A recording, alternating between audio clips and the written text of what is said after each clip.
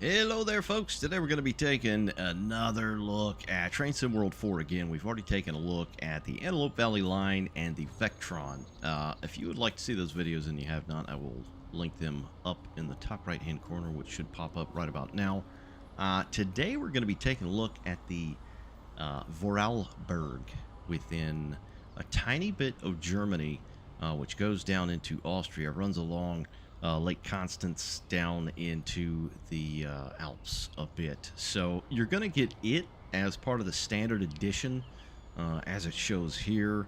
And then, of course, I purchased, just for full clarity, the deluxe edition, basically just to get the Vectron. But, you know, you can obviously play it with the standard edition. You're not going to get the early access, as this video is early access. But yeah, there's standard edition, deluxe, and special. So of course you can play Vorarlberg in the standard edition, just not until September 26th, which is the official release.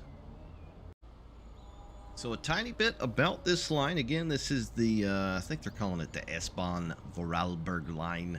It runs from Lindau, which is in Germany, very southern, very bottom, almost middle point of Germany, in the Bavarian region, to Bludenz, which is in a very picturesque valley of Austria.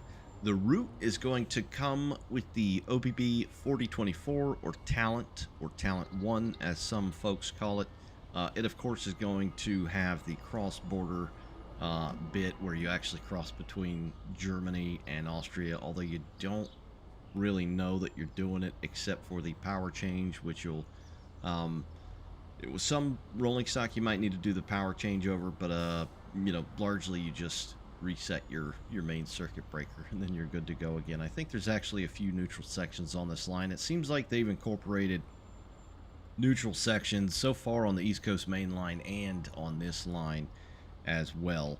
It's also the first Austrian DLC within Train Sim World and the first cross-border DLC within Train Sim World. I'm assuming it is going to have layers once the official game comes out. I do not have layers right now because until the official game comes out on September 26th, you're not going to have layers from the old Train Sim World 3 add-ons that you may or may not have had. Once that drops, I'm assuming all those things that should layer on will layer on. I think you'll see the DBBR 612, the diesel multiple unit, running up out of here, which actually goes back up into Germany towards Munich, and then you'll see a lot of freight traffic and things of that nature. But let's go ahead and start taking a look around. Here we have the mainstay of the route of this line within this part of the DLC. This is, of course, the Bombardier Talent, or some people call Talent 1. It is also known as the OBB 4024 as their classification. It is a multiple unit produced by Bombardier, of course, and the word talent kind of comes from a short English acronym, which is Talbot Light Suburban Railcar. I don't know how they got talent out of that, but I guess they did. Over 800 units of these were built with a max speed of about 90 miles an hour.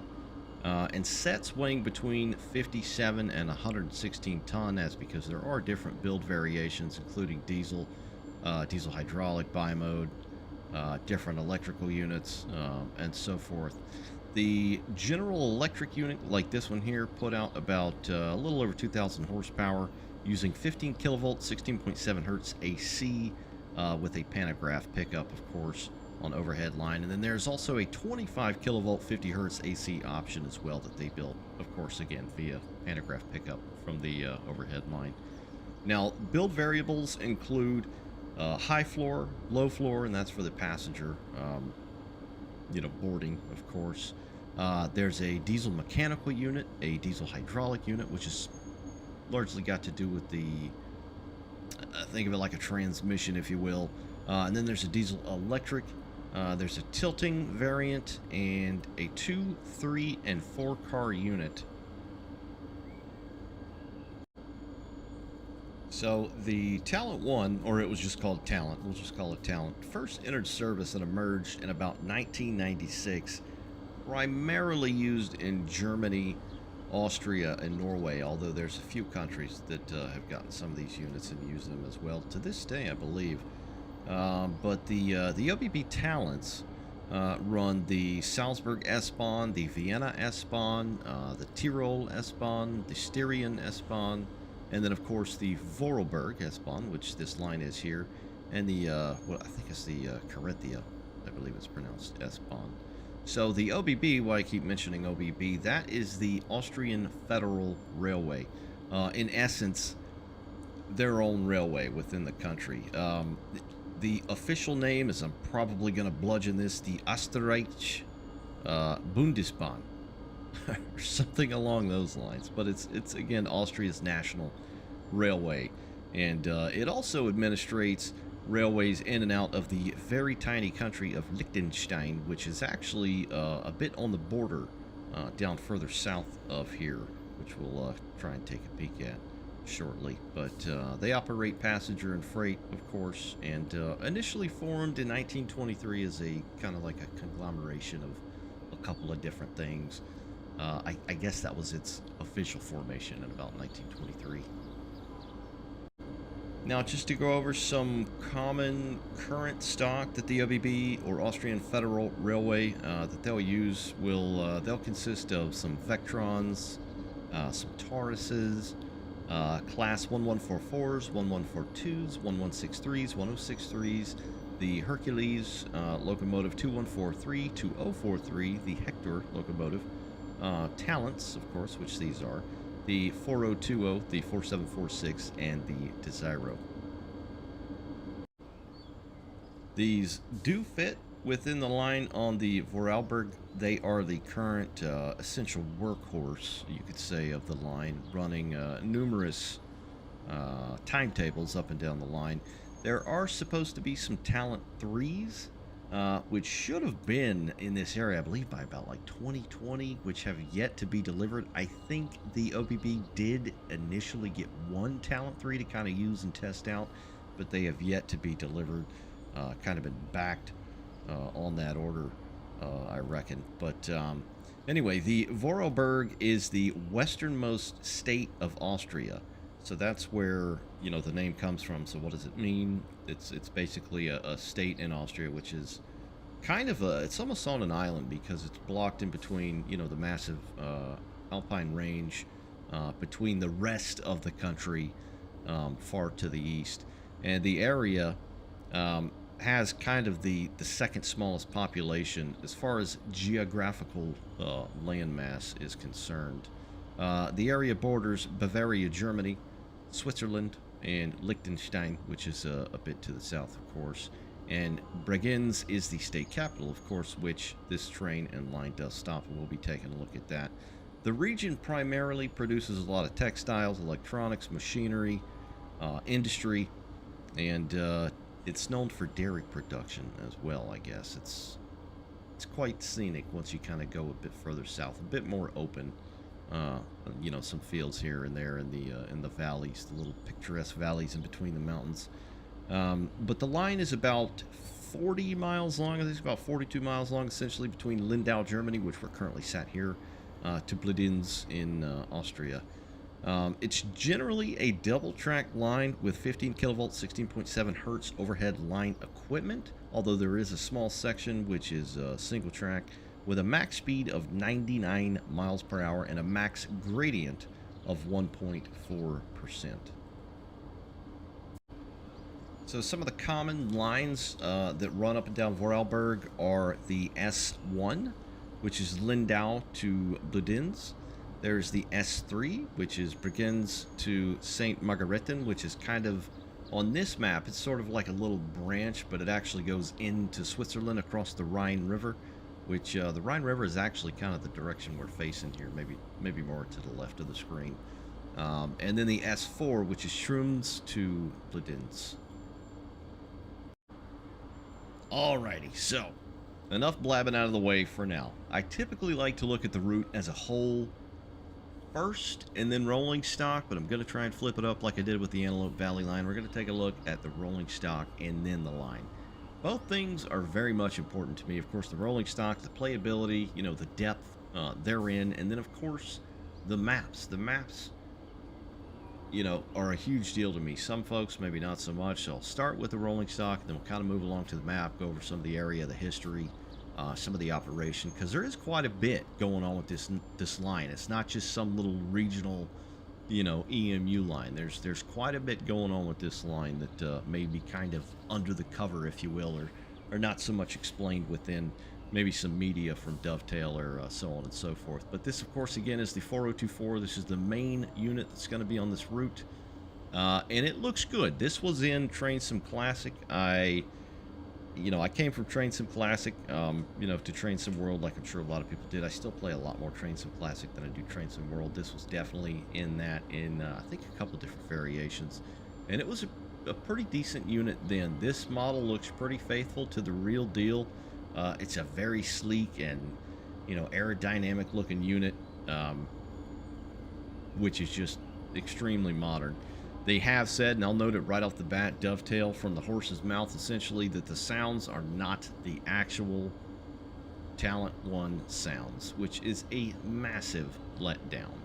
Now, I guess they did have access to this area to a degree to kind of, research the line before they built it, and they say they were not able to get the sounds, unfortunately. They also noted that it's pretty much gonna ship like this. They're not gonna try and fix anything as far as the sounds go. So hopefully, it sucks to say this, consoles, you're kind of just in the cold. On PC, hopefully someone will make a mod for this thing as far as sounds go, because, from what I've seen on this DLC so far, the Vorarlberg, if this thing had proper sounds, this would be the all-in-one 10 out of 10 package. Because this is a nice looking route in a nice area. So it's kind of letting it down quite a bit. Sounds are a big deal. It seems like Dovetail Games tried to up the ante with sounds with Train Sim World 4. They kind of have here and there, even though the Azuma sounds suck to a degree, although they said they're going to work on those. Yeah, but this thing, essentially what they did is they took the Talent 2, and remixed some of the sounds. Anyway, we'll listen to that. We'll try and figure it out. We'll run this thing for a little bit, and then, of course, we're going to go and look at the route as a whole. But it is a very sharp-looking model. Again, like I said before, models have always been a pretty decent, department within Dovetail Games and Train Sim World. The red is very striking. They got the logo, which looks pretty spot on there. You do see some nice streaking there on the side, where it's not, super dirty. Got some bugs that have given their life to the front of the unit themselves. Then, of course, you've got the coupler, which is pretty nicely detailed. Looks very detailed. There are some units that you can use within this where it'll actually cover the coupler with that kind of vinyl bag that'll go over it.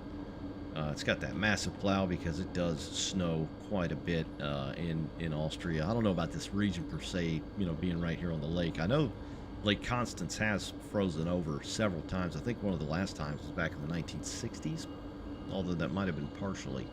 So anyway, it is a darn good looking route. It looks like we got I'm assuming this is the low floor variant. They do share bogies. That's one of the kind of interesting things about these train sets. So they're kind of stuck together or paired for life, if you will. And from what I've read and heard, kind of make it a pain in the ass to work on these when necessary, due to that fact. You got your bike car and your baby car back here. Quiet zone. The idle sounds okay. Largely, I think it's going to be the IGBT inverters. I think that's what this model here uses, or they should anyway. Got some nice weathering on the bottom as well. Got that kind of just brown look, which is always nice. I like the couplers, though. I love the way the couplers look on there. That looks very nice, that weathering on there. Weathering's a big deal, and it's always been a big deal with me in Train Sim World because everything always looks way too institutional and clean. The roofs of this place actually look pretty good as well. You can even see some, maybe like some moss or whatnot growing up there. We're not here to look at the roof for now. We're looking at the unit. Got your fan. I believe that's part of the HVAC or the cooling. Pantograph looks alright. Looks like it's weathered quite a bit as well.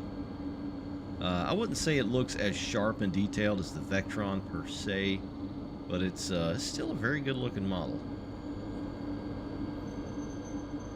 It looks pretty much like the real deal. Alright, let's go ahead and hop in here. Probably holding back the train services around here like crazy. Alright, I have not operated this thing. I've ran the Vectron up and down the line a little tiny bit in small areas, and I've done the on foot thing, just kind of zooming around, taking a peek here and there, but I have not operated this thing. So we're gonna have a look at that now. We'll get up and look at the passenger compartment. I obviously have not turned on the lights yet, so these people are sitting in the dark. I think there's lights. Those aren't the lights, are they? Where are the lights? Are there lights? Kind of sounds weird inside here. Almost sounds like a diesel unit. From what I've seen of these things, they look pretty similar. It's just kind of like one long hallway, obviously articulated between the bits that share the trucks. These seats don't fold down. That's no big deal. Got your hand grabs up there. Yeah, it looks okay in here. Honestly, looks fairly decent. Even the flooring, kind of that texture of the flooring with the little specks in there.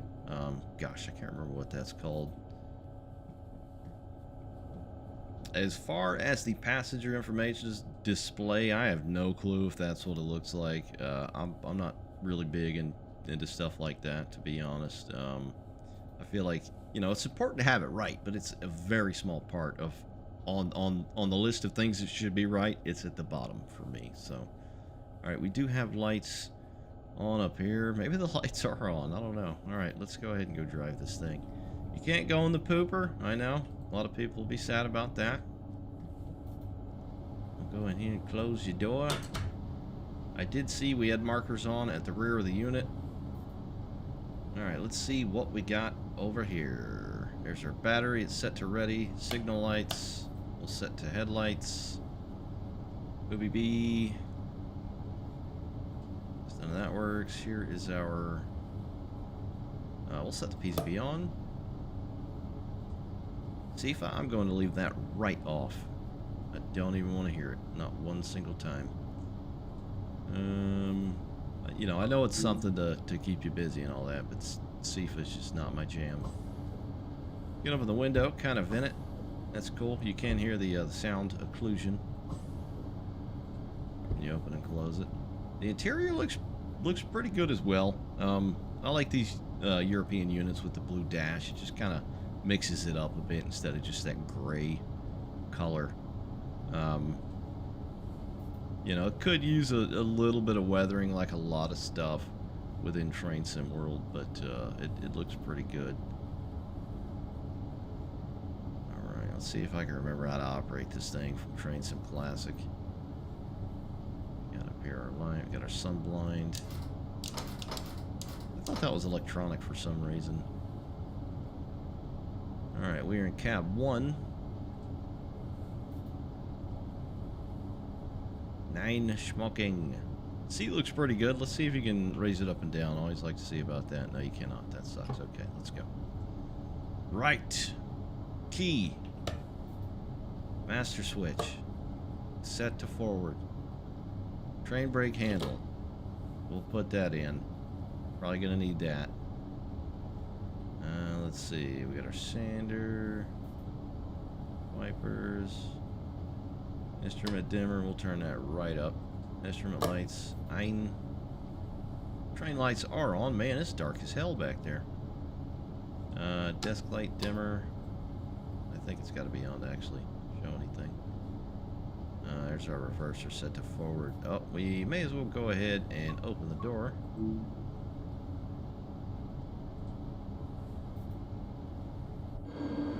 Oh, we're not, we're not powered. I haven't touched this thing. I know there's a little tutorial you can do, but I just kind of like to feel things out on my own.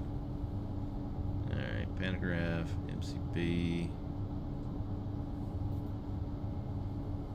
Traction motors, there's your PCB handles. It looks like this radio is kind of modeled, even though it's static. I'm pretty sure it's not going to do anything. It's always nice to have it modeled, even though it's static and doesn't do anything. Some of the units do not have it. This one, this is part of your like timetable and your like the passenger information. That is not lit. Sadly, I don't think you can change that. We'll brighten the PCB indicator lights because it's, I can't even tell that they're on. What we got here? Malfunction state. Parking brake release. Alright, so I got the key in. Or do I? There we go. Master key active. Okay, so that threw me off. The key wasn't in. We unlock the doors now. There we go. There we go. We're in business. We'll go to the A key here. Good Lord at the people.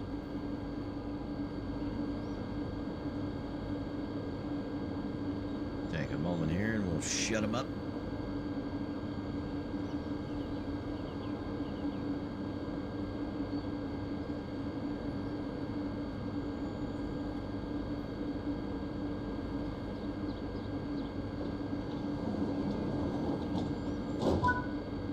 Some decent sliding sounds with the rubber. Not really like squeaking. Okay, what do we got? We got a thing over here. Let's see, what does this do? Auto brightness is TUD. Yeah, we're gonna turn that sumbitch all the way up. Okay. Left, up, down. Enter. What do we got here? Coupling, brakes. I guess you can't change any of that. Let's see if we can just get on with the program here. Release the train brake. Brake cylinder should be equalizing here. Do I have to hold it? I guess the well, you can press those. I guess they don't work. I believe that's part of the camera.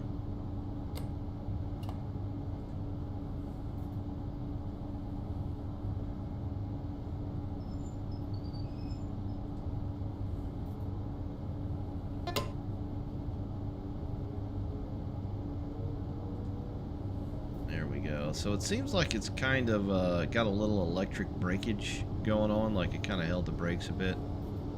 The PCB mode, we've got the flashing 7085, so I believe that's 45, so I'm going to pull the power right down here before we go overboard.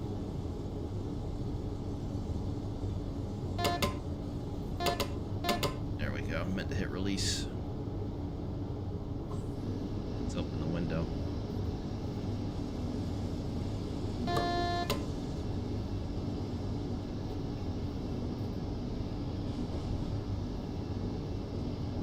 Try and listen to the sounds here.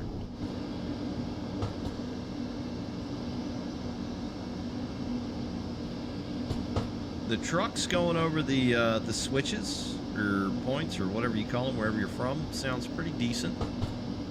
I know they do clunk. I mean, there's a lot of trains will bob up and down going over stuff like this as well. So, sounded pretty thunky.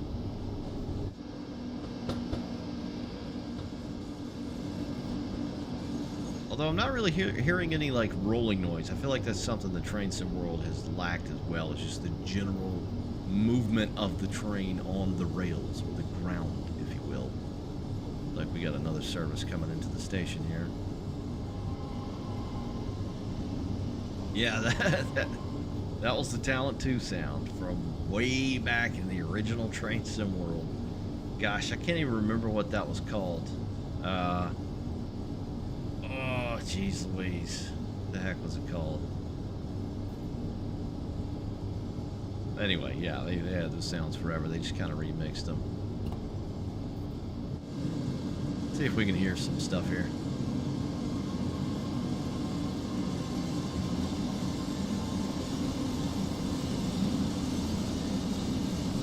very light. You can hear a little bit of flange squeal, which is nice. I think our speed has gone up. We got another service coming in.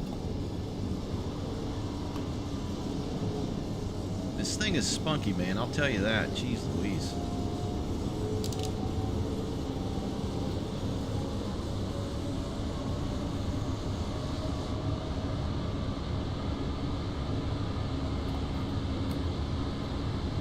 Yeah, this thing's like a Formula One car. Jesus.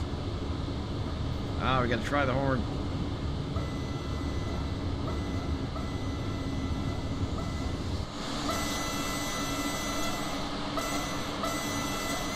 That's they've used that horn from something else. I don't recall what. It might have even been the Talent 2. Sounds very familiar.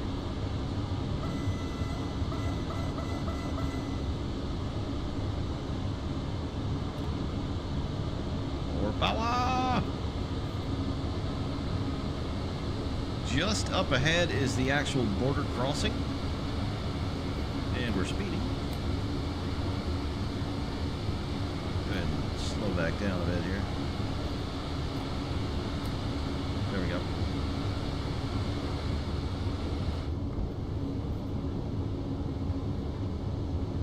And you don't really know that it's happening. It just kind of happens. There is a neutral section. I think we're coming up on it here fairly quick.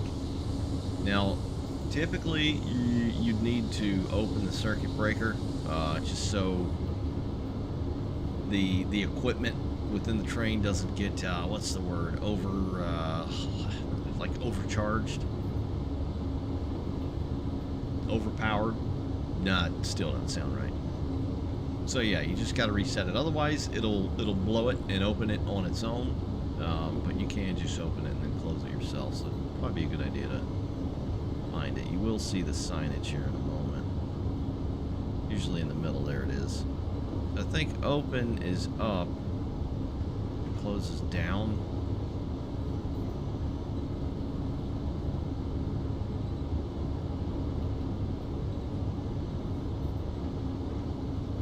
Operational wise, I mean, it feels okay. Still kind of has the feel like most stuff in Train Sim World, where it just, you know, it's like I've said, as much as you can feel something through your hands on a keyboard or, you know, gamepad or whatever the hell. It just, you know, nothing really ever feels heavy per se. Not that these are super heavy. Here it is. Oh, so it closes up, so we'll open it. You got to make sure the power's off as well. So, did we already... Okay, these are the signs which mean, I believe, that you can go ahead and close it again. Uh-oh. I didn't acknowledge something.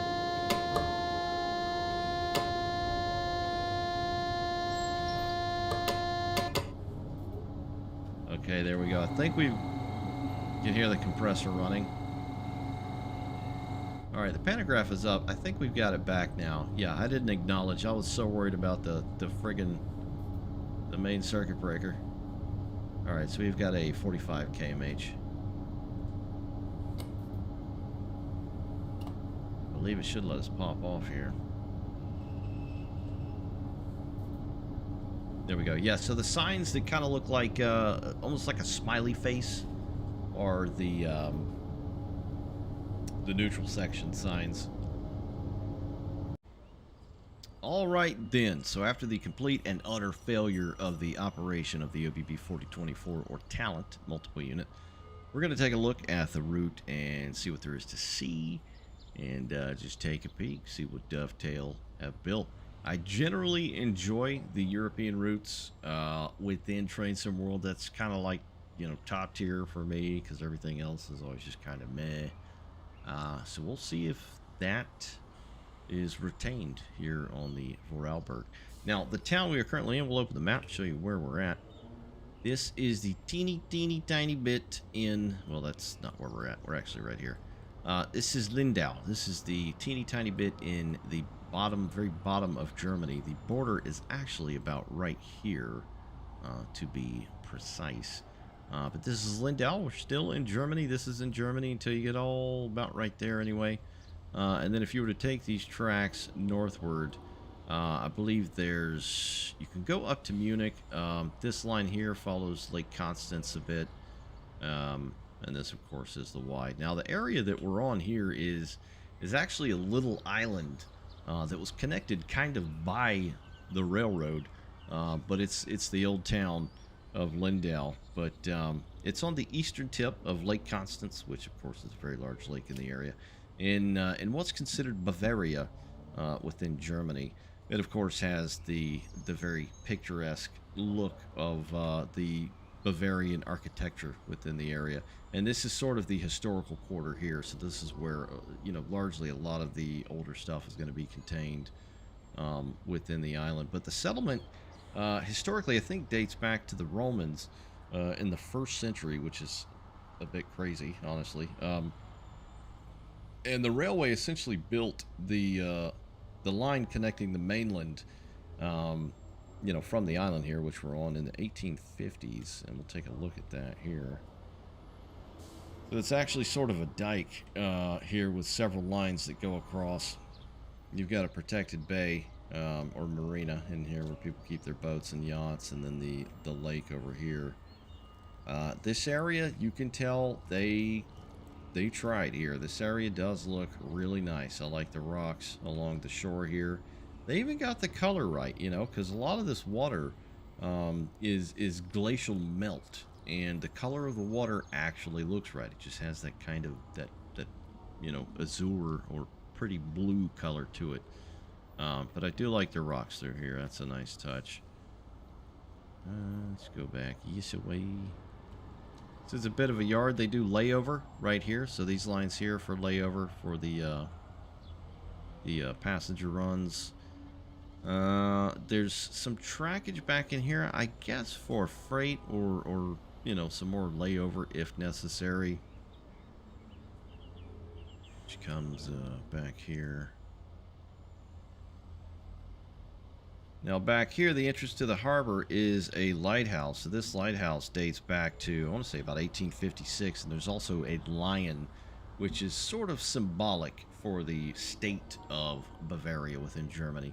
So they got those two pieces right. I mean, and they look really damn good. They look pretty legit as to what the stuff looks like in real life, as far as I've seen online and in photos. This is the station.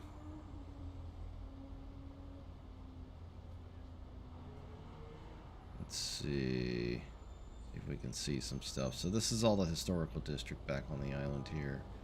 I think I can see what's supposed to be the Mengenturm Tower, which is the little spike back there. I guess that's what it's supposed to be.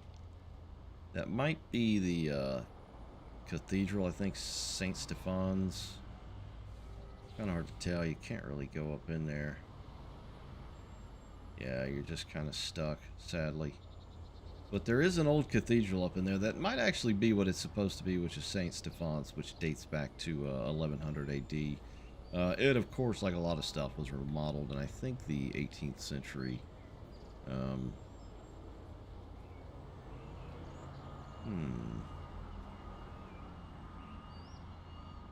Yeah, actually, no, I think the tower... No, that's what it was. This was the Mengenturm Tower right here. So the tower used to be here. It's still a tower, and it's still there, technically, although it's a lighthouse. But it was, medieval times, basically to signal and protect the port against invaders and all that. I think that's where it was, and then it was rebuilt as a lighthouse. I believe that's where it was. It looks like there's a few new boat models in here as well, which is interesting. Like this little fishing trawler here. They're still using these things here. Look how deep the hull is on that thing. Jesus Christ. It's a thick boat. So this actually looks good. It's nice to see stuff like that. We could probably get rid of some of these old assets that they've used over and over. It looks like they've added a lot of things with Train Sim World 4 in that sort of department. So we've got some new boats, and I've seen a lot of new cars as well, at least on the Antelope Valley line. None of these look new from what I can tell so far. But it is Europe. Very European looking cars anyway. It is quite picturesque right here. I think they kind of outdid themselves, you know, one of a few times with at least Lindau anyway. Which, by the way, the thing with the lighthouse, that's actually the only lighthouse in Bavaria as well, which is kind of a neat little fact. But this is a big area for a popular area for tourism. Of course, you know where it's at, the foot of the mountains, surrounded by the massive Lake Constance. People come here for a lot of cycling, cycling and hiking, water activities, and of course the historical factors as well.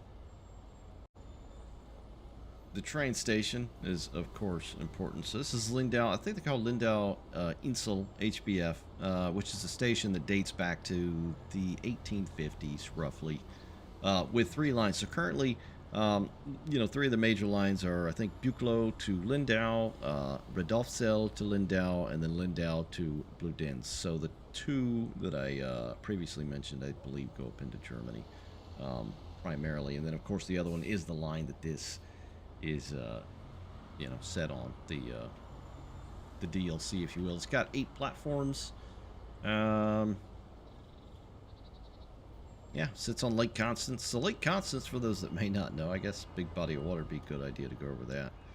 It's basically a massive lake at the foot of the Alps, bordering Germany, Switzerland, and Austria, and the 3rd largest lake as a whole, freshwater lake, that is, in Central and Western Europe. And it is a biggin.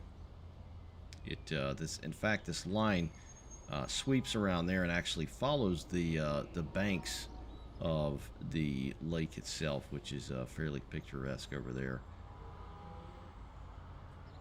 I think I did see a DB logo on the building. Yeah, I mean, it does look good. There are some parts that look pretty good. You know, the buildings, the Bavarian architecture look pretty nice here and there.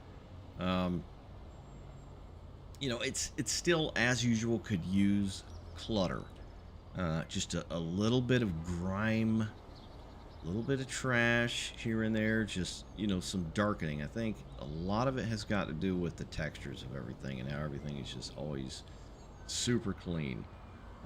You know, the station itself looks pretty good in that department, even the roof, you know, where you typically wouldn't even see. This footbridge here looks pretty nice.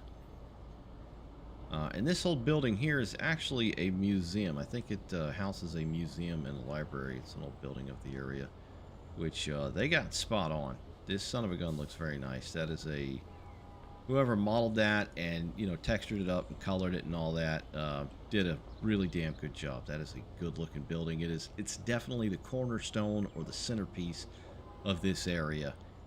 You know, when you're looking around Lindau, next to the train, anyway. All right, let's go ahead and head down the line some. Just a quick stop here, heading out of Lindau after we turned at the Y, heading eastbound. You've got some of the old semaphore signaling, which is always really cool to see. These things are fairly detailed and they look really great. You got these little containers here that actually housed oil for the lamps, which is a pretty neat little thing added. It's just a good looking model and asset. Weathered up really nice. It's just neat to see stuff like that, the older type of signaling. We are still in Germany. We're a bit farther from where we took a look at those semaphore signals. So this is Lindau, I think it's Reiten, Lindau Reiten. Now this was initially used as a freight station or cargo, but I believe it's now used as Lindau's long distance passenger service. So it's one of those things where Dovetail will build something in a certain era, you know, so they don't have to do additional things or may not have the research for it, so on and so forth. But I think this was completed in like 2020 or thereabouts because it's supposed to serve ICE trains, Eurocity, and Eurocity Express trains, as well as some regional trains. So I guess this is pre-2020. I mean, you know, they do store freight as necessary, although it's quite dead and it's, you know, still very clean around here. It just seems kind of odd.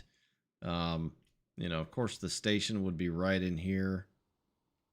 You know, I guess it could be like they're building it or getting ready to build it. I'm not really sure what they went with air-wise on this, but this is essentially the other Lindau station here, which of course nothing does stop. You can see the old cathedral there now, actually. It's St. Stephan's. And then old rail yard tower there. They've done a decent job with the trackside scenery as well. You can see where the grass just kind of grows right up to the tracks. And I've seen some cab ride video, quite a bit of this area, and just general video of the area. And it looks fairly similar. While the grass may not, like the color is off to the area. And of course, you know, in real life, the tracks and the ballast seem a bit darker. And just, you know, mainly just kind of messiness, dirtiness, if you will, whereas this seems too clean. But they did get the kind of vegetation right with the grass just growing right up next to the tracks, if you will, which does look nice and is fairly present along the line. Although they did use a lot of the same trees, which, you know, is kind of a shame. I wish they would add some more vegetation in, you know, to their overall library of all the stuff they use, because it gets very, very repetitive.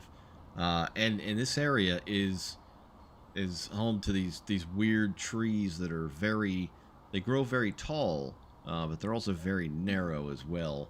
And I'm not really seeing any of those around either, so that would have been nice to at least add those in. And here it is, guys. Here's the border crossing. So to the right of the screen over here is Germany. To the left of the screen over here is Austria. There's no sign. There's nothing dictating that you've crossed or welcome to Austria, welcome to Germany, anything like that. But this is a creek or a tributary. Essentially, I think it's called Leiblack. And it's about a 21-mile tributary of Lake Constance, which splits the countries in two. That goes down to Lake Constance.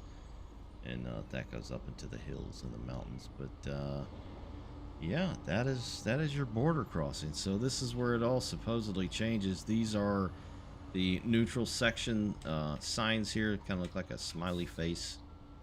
Let's see if we can kind of spot the difference in the infrastructure between, because there is supposed to be some difference here and there. So we'll see if we can kind of spot maybe some signage right away.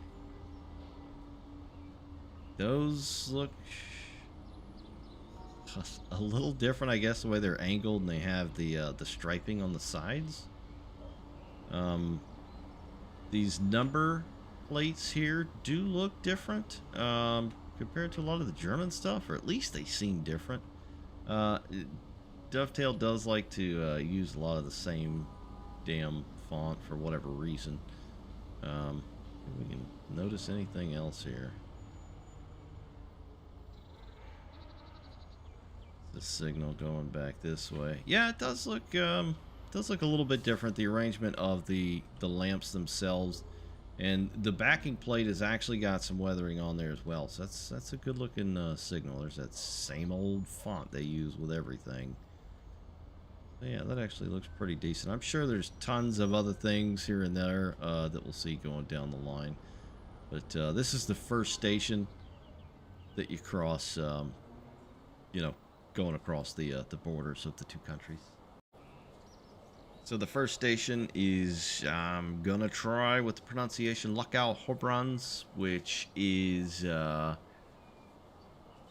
essentially how a lot of these stations look. There are a couple on the line that are, I wouldn't say fancy, but they have their own flair to them, if you will, whereas these are just very, you know, basic concrete, steel, benches, you're done. You know, it's almost like a very basic bus stop.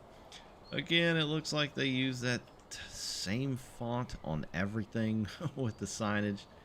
There, of course, is Lake Constance over there in the distance. Or, gosh, what is it? Obersee. I think that's what Germans call it, Obersee. We've got some kind of sign up here. I think those may be unique to Austria. Geez, those suckers are way high. There's one down there as well. And I think these masts are actually new as well, specific to Austria. They got these little funny things on top. I wonder what that's for. Interesting. It's not even connected, so they might have a problem with power over here. That one is. Yeah, so we got some new stuff. Oh, nice. Okay, looks good. Passenger information board. So that's pretty much all of the trains, which is pretty cool instead of just the one cycling like you typically see. You've got your OBB ticket machines. So they were actually able to use, you know, the licensing, obviously, for the Austrian Federal Railway. So you've got OBB on there. Or UBB, I think it's pronounced. As it should. I mean, it's on the rolling stock. You got your staircase or whatnot going under to the other side. See if we can spot any kind of fancy stuff in here. Some bicycles, some more ticket machines. I've seen that building there a million times.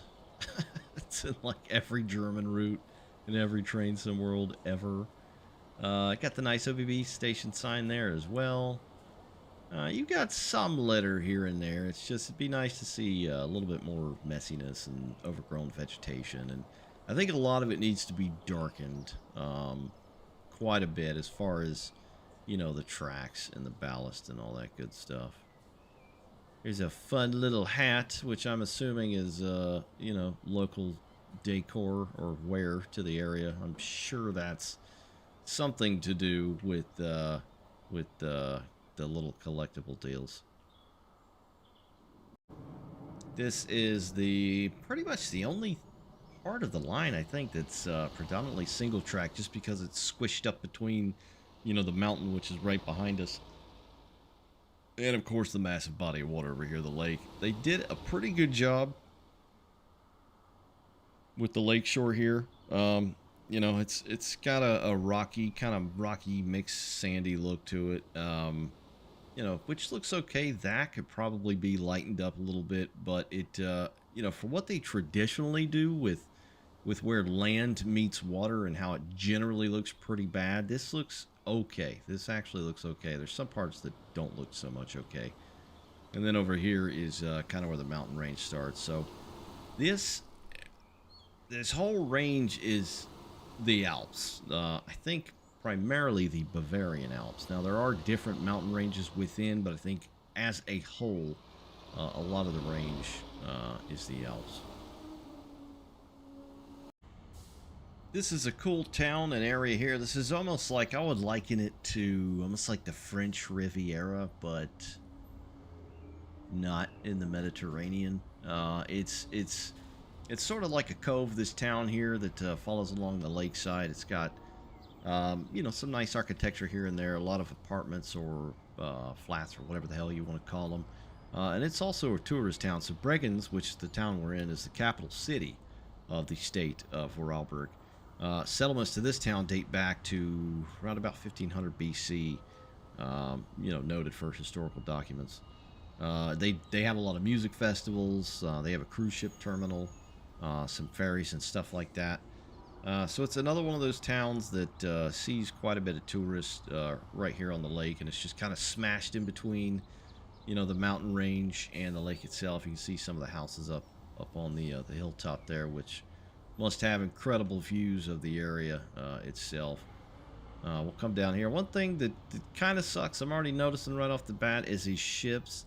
So these are the same ships that they used on the Brighton, what was it, East Coast Way and the Brighton branches. So yeah, they didn't even try to model a new ship. Those are like the same exact ships.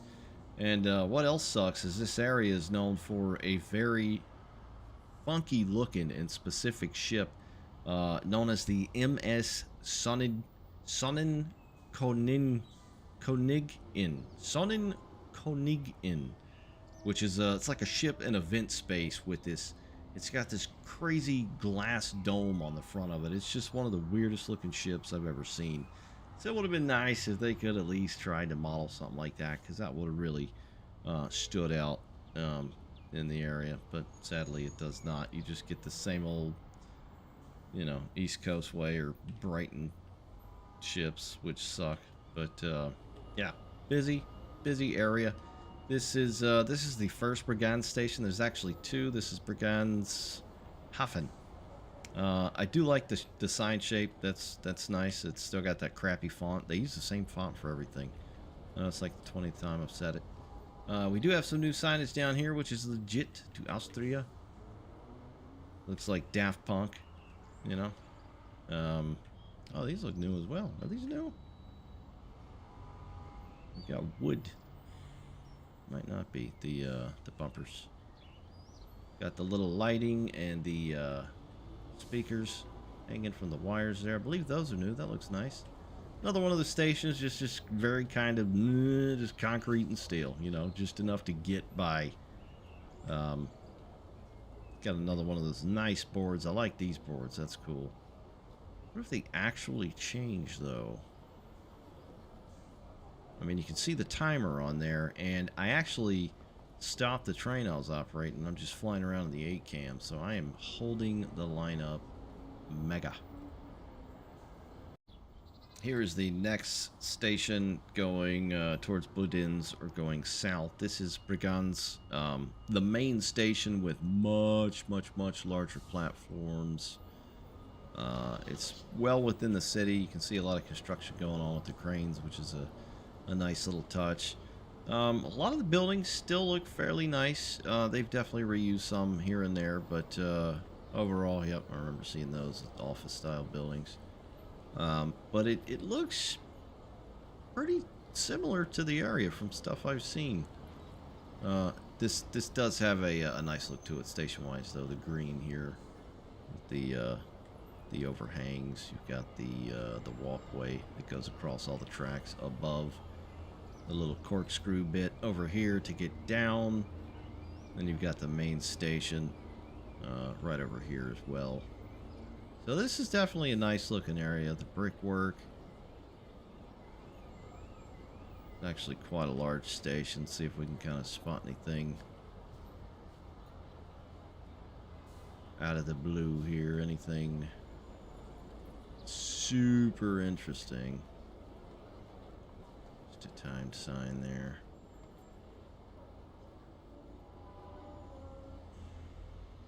I believe I saw this earlier. I guess that's an old ripped up track, possibly. I don't know what that is. It looks like a track was supposed to be there. But it, of course, is not. You've got a little bus depot over here. But here's, you kind of get a better look at the station here. They did a good job with this model and the coloring and the architecture and all that. That actually looks fairly nice. And as well, it's worth mentioning the LiDAR. So the new thing they've implemented in Trains in World 4 as far as a lot of your geography or the land within a lot of these routes, the LiDAR, you know, the backdrop looks pretty legit. You know, it's kind of one of those things where it doesn't really seem shaded, almost like it's 2D. You know, because in real life, when you're looking at something at a distance like that, it'll almost always certainly kind of have a little mist to it.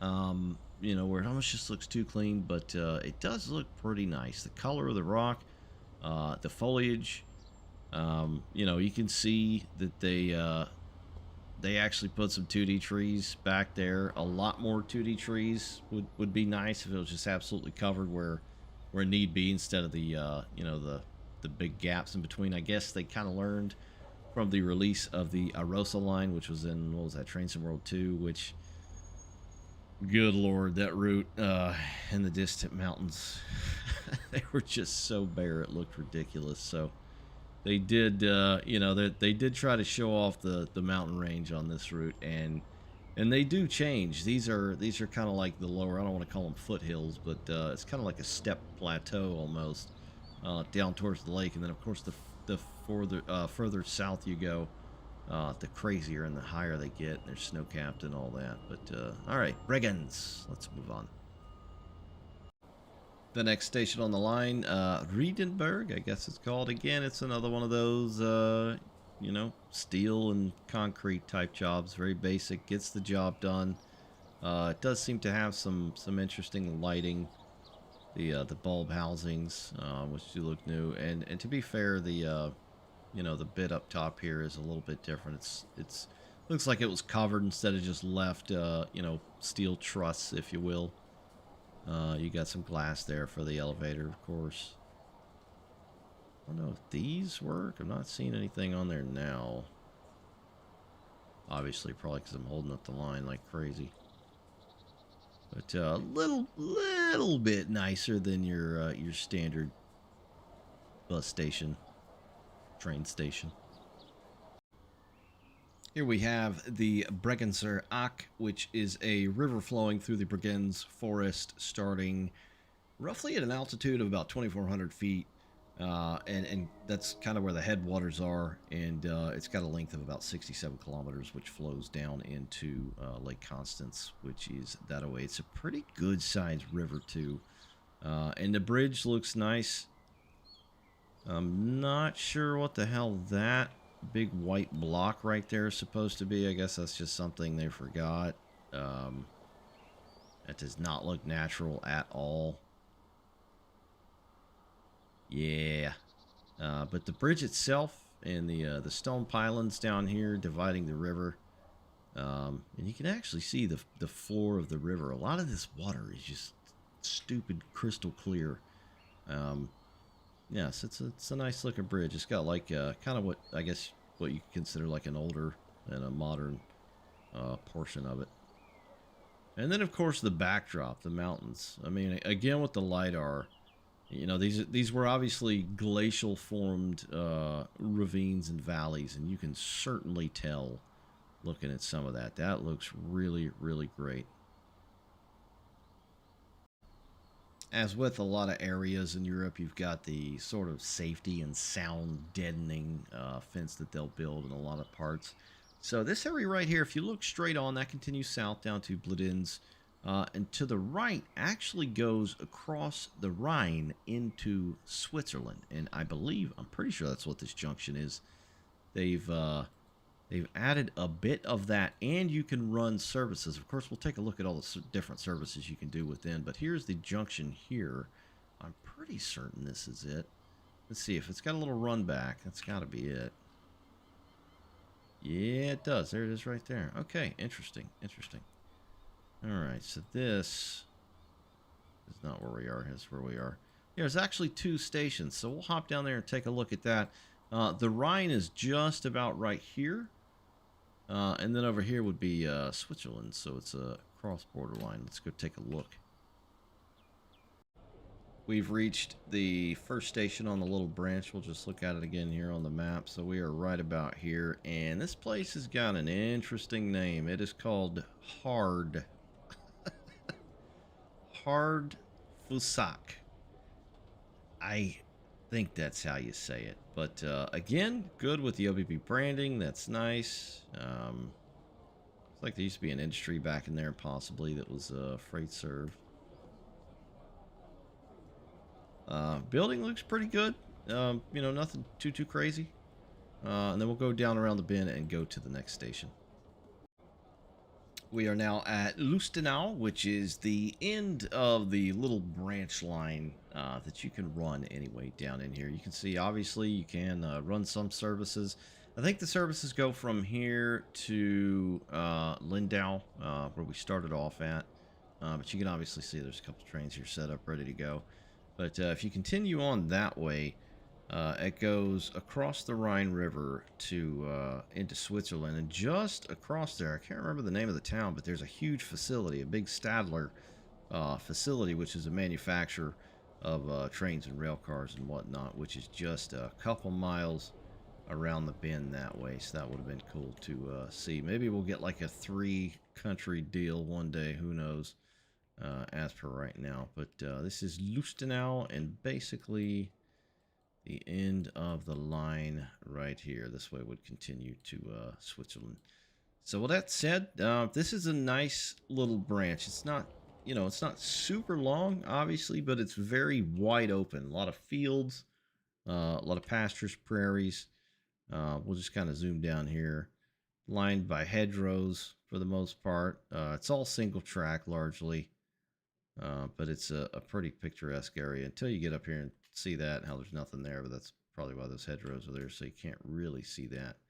But there are some nice enough areas up here, a couple of little creeks and whatnot that are passed, and fields and farms and all that back in here. So it's, you know, even though it's sort of like a little branch line off the main deal, it that is just way too colorful. Stuff like this, they need to tone some of this down. Natural colors, you know, blacks, grays, whites. Everything doesn't need to be a bag of Skittles. Anyway, same with the European intermodal cars and trains in the world. Good God, it's all pink and red and orange. It doesn't really look like that. Let's let's lighten that up some more, can we? But anyway, yeah, some nice little countryside going through here, this line. Continuing on southbound, this is Wolfert, which is probably one of the coolest things on this entire line to me, because I like freight, whatever country it's in.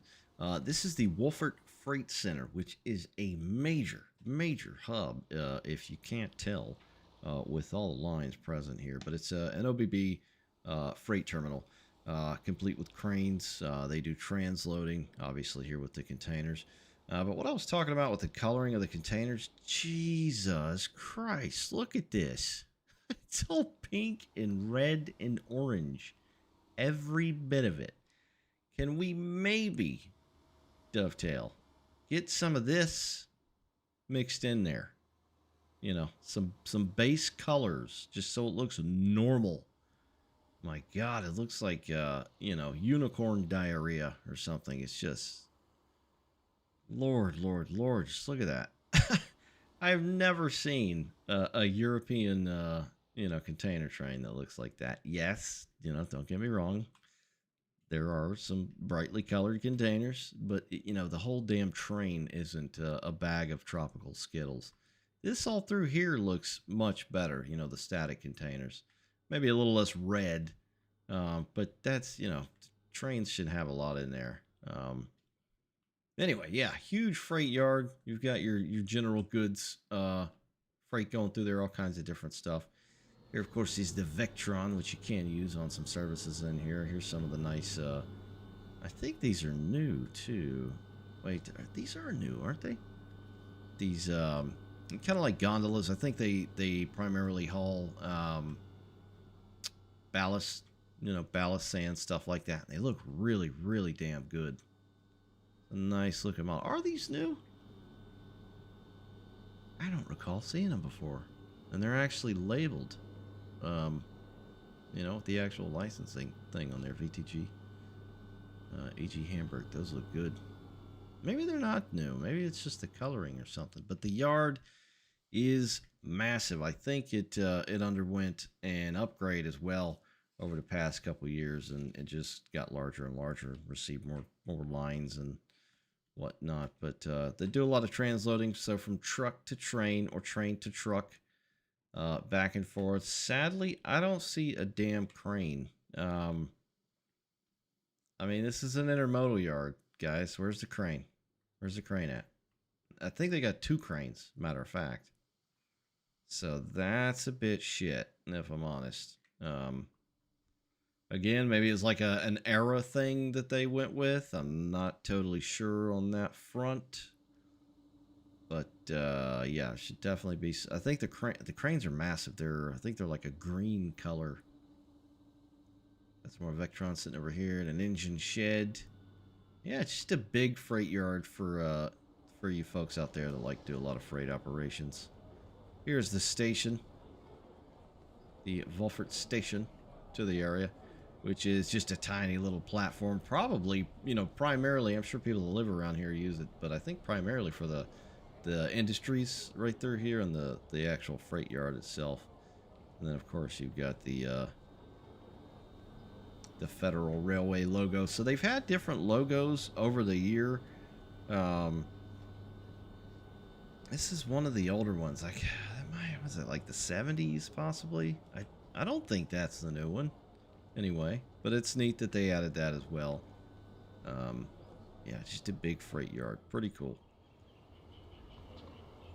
And some tennis courts with ghosts playing tennis. Or maybe it's pickleball. Who knows? All right. We've now arrived at Dornbirn, and we've skipped over a couple of stations because it's some of those bus stop looking stations where once you've seen one, you've seen them all.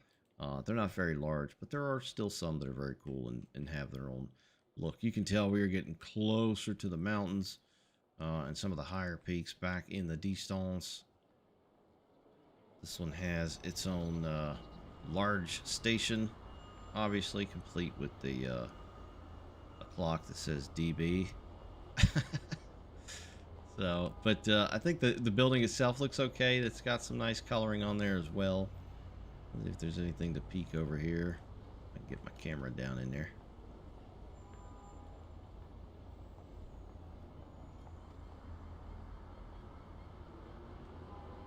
Uber.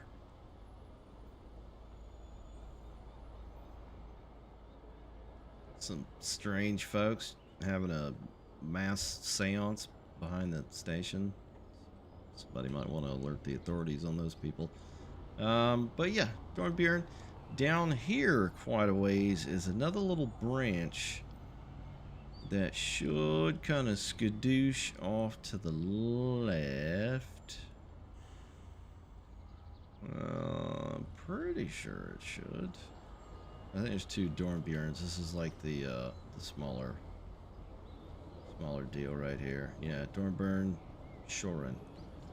Just kind of, you know, same with a lot of them. I think that that little branch is right up here.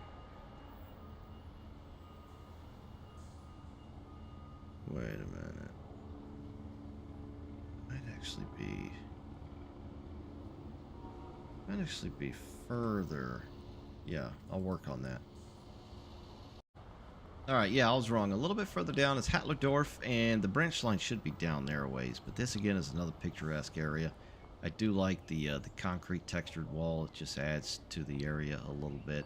But back here is a freaking chungus facility. This is called Zundabel or something like that. It's a lighting manufacturer. They make all sorts of lighting, you know, hardware and products and all that stuff. The building is absolutely humongous, among us. So yeah, they got that right. It is just a big warehouse essentially, but it's a large manufacturer and employer of the area. And this, of course, is Hatlerdorf, which isn't far from Dornbirn, which is you know, back where we were. We'll see if we can scooch on down here and find that dang little line. There's supposed to be a line that branches off down here. I think we may be in luck. Here we go. Yeah, so we got a couple little industry facilities that go back here. I'm not sure if you can actually work them in the game. There is obviously power overhead, of course. In reality, there is a very large recycling plant back here. I think they deal primarily in metals and things of that nature. So they put some cars back here. Okay, so these, I guess, yeah, they set these cars back here. This is just on some random timetable I looked at here. So yeah, there's all kinds of cars back here. So it looks like you can do some work back here. Very cool. Very cool. Looks like there's another little stub line over there. Yeah, here's a bunch of recycling bits. There's some other stuff as well. This is the recycle area right here. There's one or two more industries back here. I don't know precisely what they are, of course. So yeah, another little extra thing you can do Freight-wise, I'm always into freight. Like, I feel like 9 times out of 10, Train Sim World stuff is always about commuter. You know, passenger stuff is well and good, yada yada, but throw some freight in there. You know, and you've got my curiosity peaked. That's one of the things I liked about Rusig when it released, is it, you know, it had a lot of opportunity to do a lot of freight, but it was kind of locked down to a degree, what with the power plant and all that. But all right, let's keep on going. I think next up we're going to be getting down to Hohenems.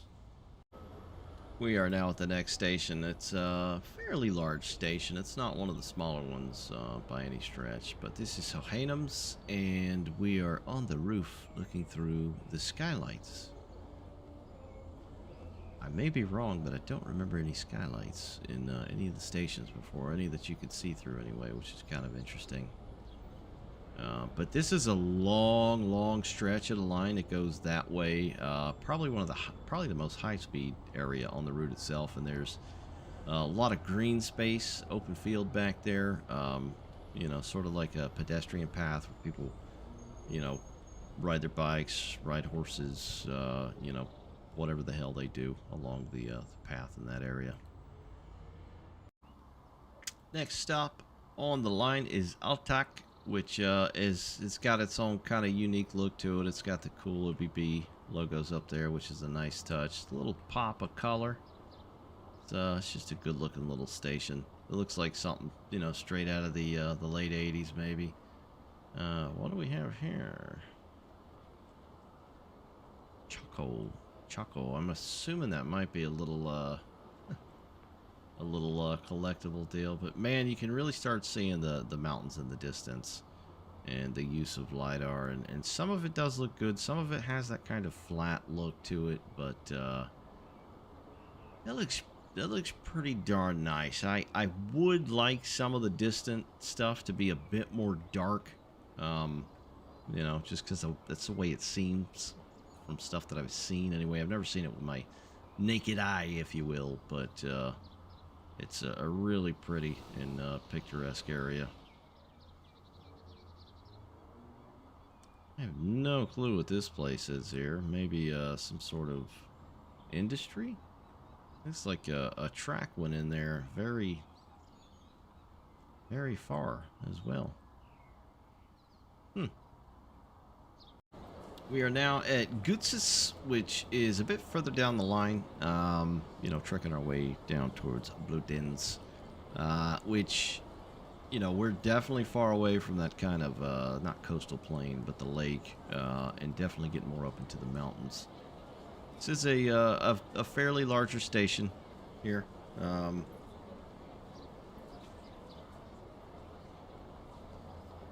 It looks actually pretty good from photos I've seen of this place. So again, the station models, you know, they do it. You know, a lot of it is just the shading or the lack thereof.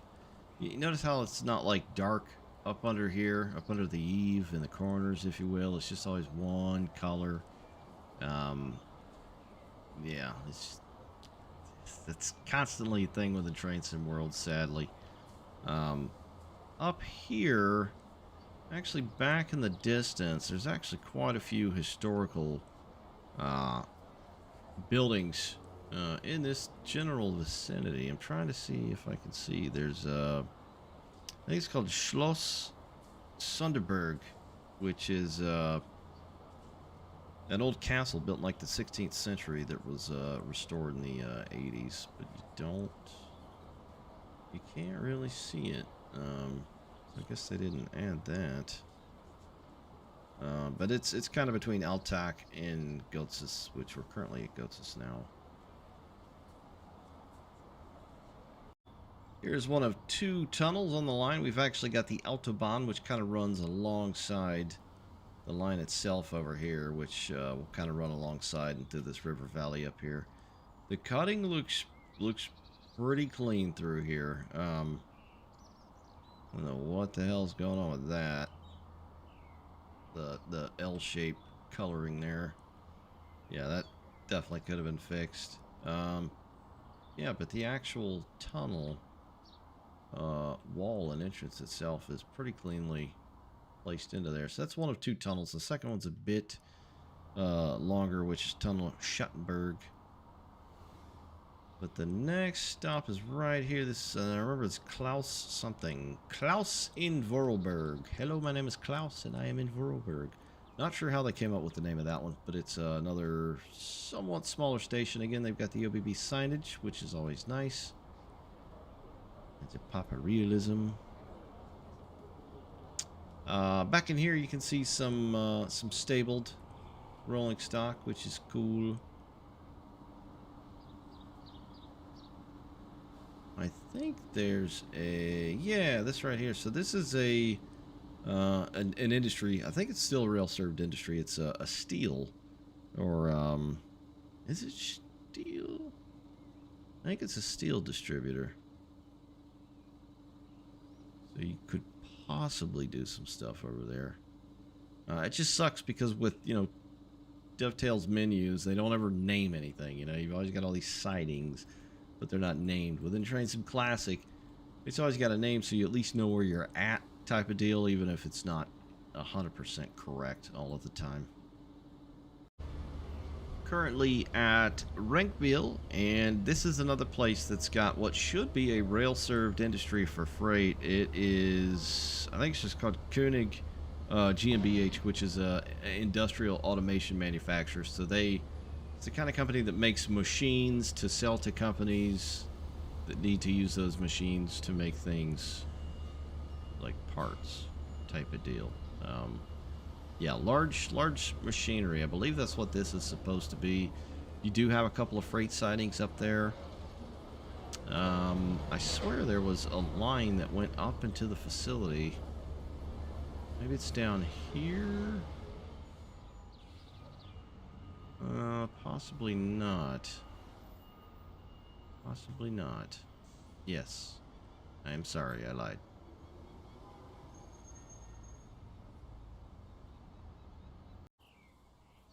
Here is one of the major autobahns again, which kind of cross through this mountain here, as does the train line itself, just a bit further up. But they've got these portals pretty correct. That's pretty much how they look. You can't see any hole in there, obviously. But the portals themselves look pretty darn good. Here is another pretty neat and fairly important area along this line as a whole. This is Feldkirch, which is another medieval town, like a lot of these towns. It's basically on the border of Liechtenstein, so we're kind of looking at Liechtenstein. The direction of it is this way. The historical aspects of the area date back to the, I want to say about early 13th century. There is a huge castle that actually sits right above the tunnel that we're going to go under down the line to the left here a bit, which is Castle appropriately named Schattenberg, as with the area. But we'll see if that's there. Let's see. Oh, this is that's right. This is they do a auto train here. These yards here. I think there's some freight storage or freight line over here, but they'll do the auto train over here. So that sucks, Dovetail. That's a big, you know, I know we don't have the locomotives per se, but you could have sat some damn car carriers here, or what we in the States call auto racks. That's a big miss out, guys. Should have put some auto racks here. So yeah, they'll do, you know, they'll do the car trains to from here and back, obviously, to places like Vienna and Graz. But the station is kind of neat as well. So the station that's up here, the big station, it's sort of like a border station. It's the only one on the line, essentially, which of course it has, you know, like a customs office and all that, because people go, you know, between Liechtenstein and Austria, obviously. The main station here, it's a bit more modern. The old portion of the town is more that way. This is an interesting area geographically as well, because you're kind of, it's in a little sliver of a valley almost. There's a little ridge right here, but there's actually not much aside that other ridge. It's flat, and then of course the Alps are back here. I've got another one of those displays. I like those. Those are cool looking.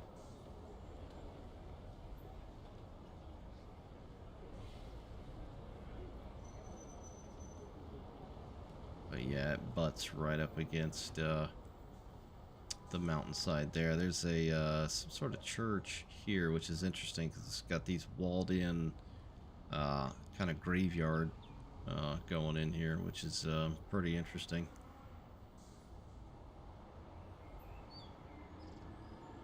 Oh yeah, so the line, sorry, let's go back up here. The line, whoop, didn't mean to do that.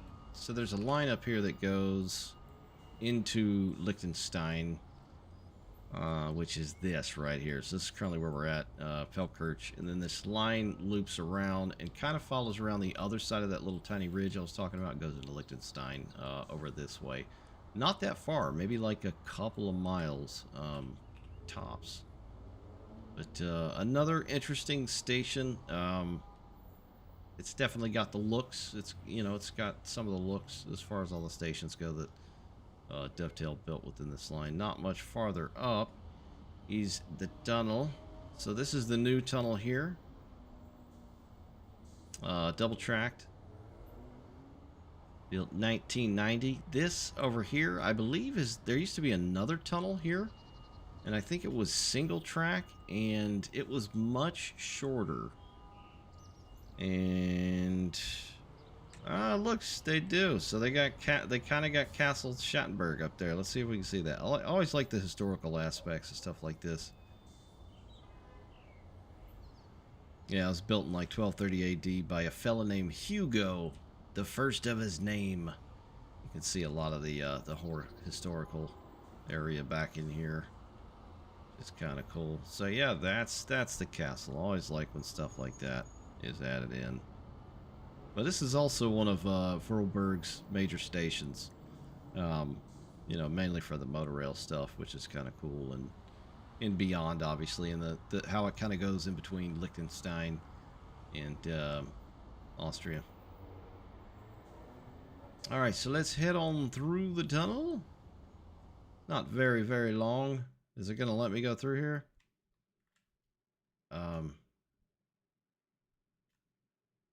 Oh, where am I at? It's getting scary. Hello, hello, hello. What the hell is going on? It's not a long tunnel. What the frick? I just saw some light. Oh, who's that? Help, help me. All right, let's find our way out.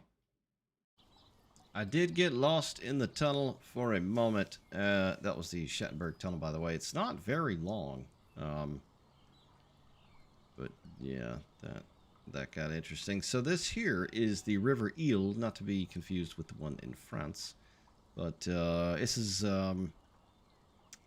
you know, a bit where primarily the line runs along the river for quite a ways, but this river is sort of another tributary type river, 45 miles long, and it flows to the Rhine that direction. And again, this is the Autobahn, so this is a kind of, I think this is part of the Autobahn that swoops over, you know, coming out of the mountain right before we went through.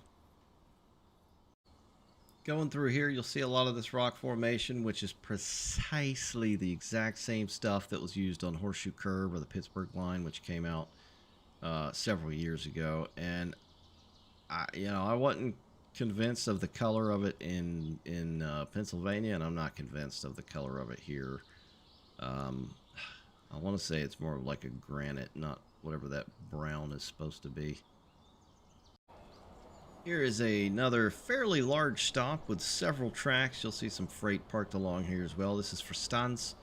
And look at that backdrop. So you are in it now. You are in the valley, being surrounded by a multitude of different mountain ranges. It's basically the same, you know, platform-wise, except it's got the old building over here.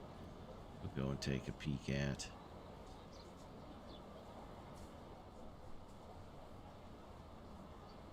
Kind of hard to see with the way some of the lighting is, but looks pretty decent. Got a big bike rack under there. Not seeing any like signage or anything on the building itself. Okay, we can go down here. There's a ticket machine. Not lit.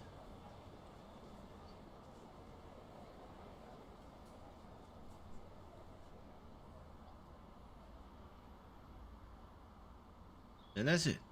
Constance.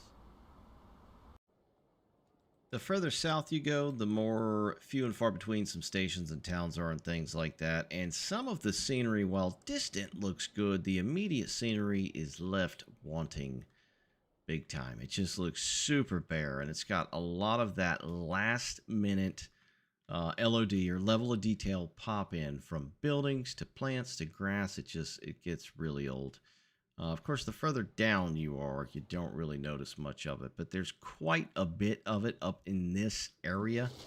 It's almost like they intended for a lot of people to run passenger services, mainly between the mid part of the route and Lindau or something, because up here it just doesn't seem like as much care was taken. They just kind of relied on the friggin' mountain range, the distant scenery. There are some areas like this, the fields, which look good. Again, with the level of detail, Jesus Christ, that's terrible. It seems like they started doing this with Navverker Dresden, actually, in some of the fields in that, because they knew they had to do something. They just couldn't leave it, bare ass. So they started kind of doing stuff like this, which, 2D veg is fine. As long as there's enough of it and it's not just 2D veg all the time. You throw some 3D stuff in there as well to kind of throw off the eye. Here's another bus stop station. I don't actually know the name of this one offhand.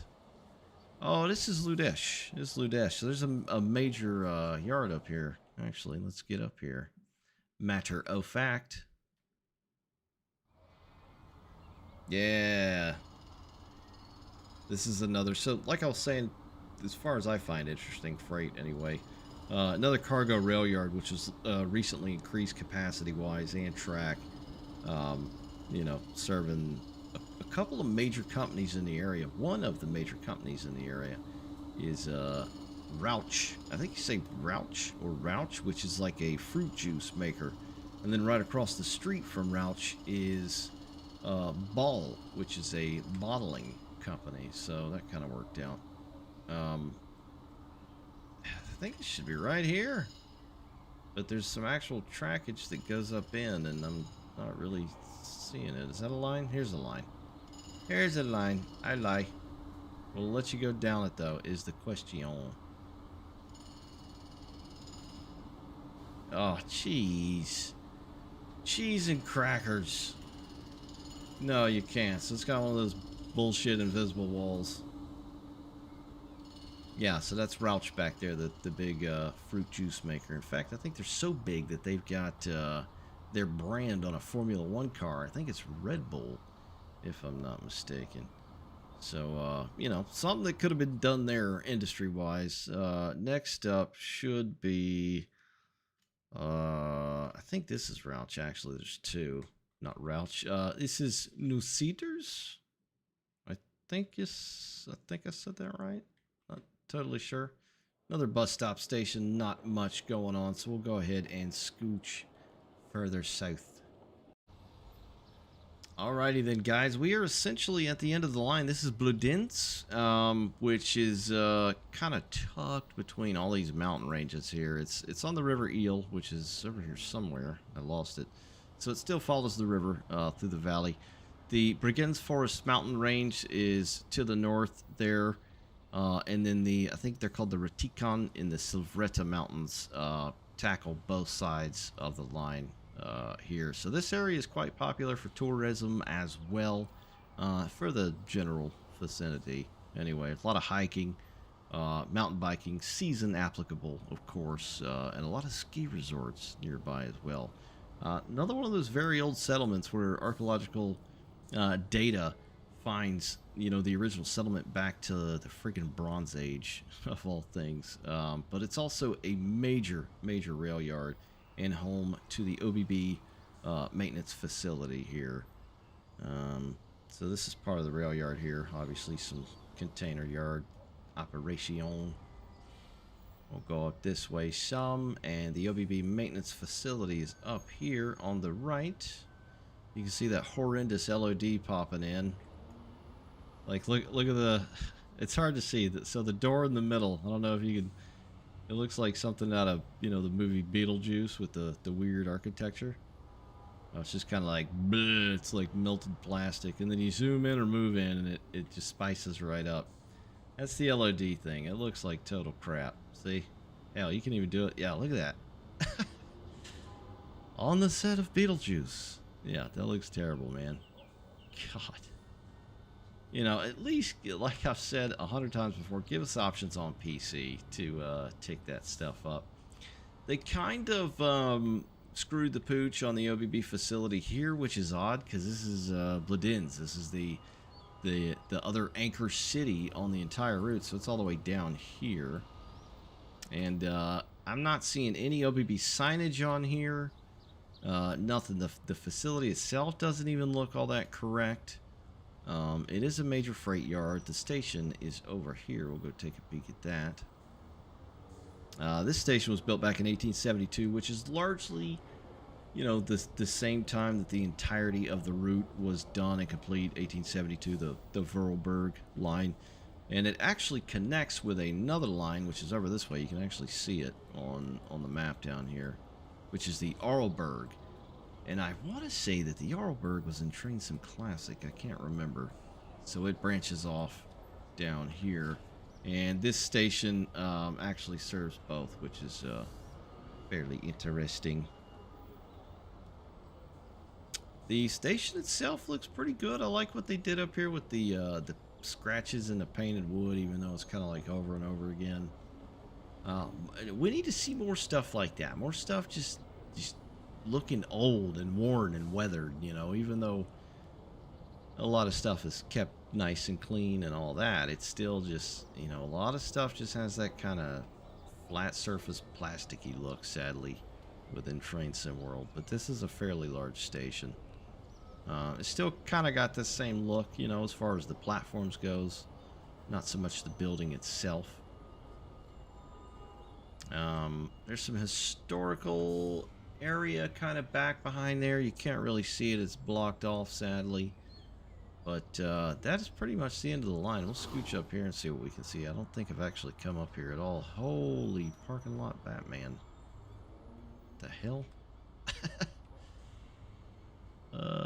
Okay. One of the parking lots of all time. See how far we can get here.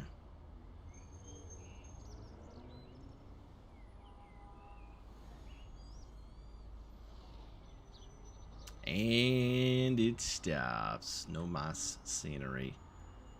Overall, the route visually looks pretty good. They did miss out on a lot of things, and as with everything Train Sim World, and sure, a lot of folks would disagree, and that's totally fine. Everything is just too clean, way too clean. Other than that, the route looks pretty good. The European and German stuff never seems to really disappoint within Train Sim World, as far as I'm concerned, anyway. And they didn't really do that here. The only thing they did that with was the talent and the, pardon my French, shit sounds that came with it, because it's like they didn't even try. Of course, there's always the argument, oh, you could get sound from a YouTube video, but then they got to get registration or licensing for that, and, you know, they don't want to get in legal hot water. For whatever reason, I guess OBB wouldn't let them film sound, or just maybe that's what they say and they just totally forgot. Who knows? It is Dovetail after all, which, you know, if you want to operate some freight, we do have some good freight locomotives in rolling stock. You know, it's perfect, but it's kind of, you know, it kind of sucks that the talent didn't really hit the nail on the head sound-wise. Let's go ahead and go take a look at all the services and stuff you can do within the route. Ready, right. Okay, we're in the menu. Let's choose a route. S-Bahn Vorarlberg. Vorarl. There's actually two R's. I keep saying Vorarlberg. So you've got the free roam. Maybe we'll take a look at that in another video. We got your scenarios here. So you got the Vectron, the 4024, I think, which they are all. And then, ooh, there's even a DB 185.2. Interesting. I wish they would tell you what the hell the freight is. That's a bit shit that they don't. Oh, choose a route. Fun. Timetable.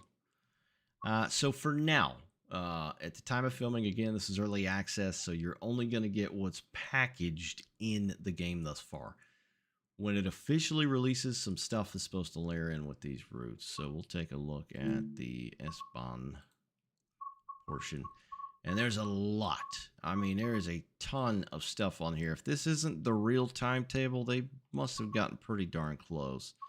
So that's Bludenz to Lindau, and it, you know, a good thing to see what you're doing, obviously, is looking at the map over there. This looks to be a stock move. Lockout to Bludenz, Horbrands, it all changes. There's a couple that go down the little branch that goes into Switzerland. This one only does, it's empty stock from Lindau to Bregenz. Let's see, what do we got here? Prepare unit for service. That's Wolfert to Bregenz. Where is it at? Where is it at? Here it is. So this is Bregenz to St. Margarethen. That's the name of the town that I couldn't think, the St. Margarethen. That's, I think St. Margarethen is actually right across the river in Switzerland. So that's a little branch line. So there's a lot of different stuff you can do. Not all these trains just run Lindau to Bludenz and then back. That's not how it works with a lot of these lines. But you do have quite a few options, although a lot of them are the same over and over again. If you click on the Vecchi Boy, you've got quite a few here as well. Even one going from Kornwestheim to Wolfert, which is from Switzerland into that large rail yard. You'll probably see a lot of these at Wolfert because that's where the big rail yard is. So there's quite a few stuff you can do here as well, which is nice. There's some depot moves there. And then, of course, with the official release, you'll get, you should get more stuff layered in. You even see some 612s running up in the German part. But I think that will just about do it for Vorarlberg. I like it. It might be my favorite so far out of all the 3 new routes. Antelope Valley's okay, but it's still just got something about it that doesn't quite scratch the itch. And it's got some heavy pausing and stuttering between some of the different types of areas within that. But it's got decent stock, whereas the S-Bahn, the sound, we just needed some good sound. But that is all, guys. Hope you found the video informative, and I will catch you next time. See ya. Bye.